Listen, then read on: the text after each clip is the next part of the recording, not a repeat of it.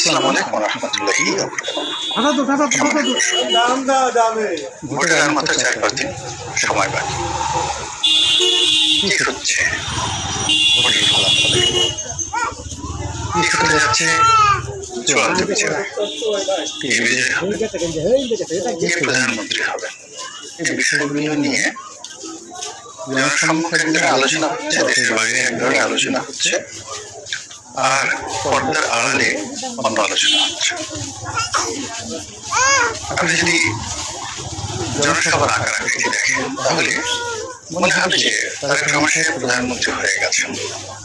প্রচুর লোক তার জনসভাতে, তাকে রাষ্ট্রীয় প্রটোকলের পাশাপাশি তার দলের নিয়োজিত যে সমস্ত সিকিউরিটি কর্মকর্তা রয়েছেন, অ্যাজ ইট ইজ প্রধানমন্ত্রীর যারা নিরাপত্তা রক্ষায় দায়িত্বরত থাকেন তাদেরকে মানে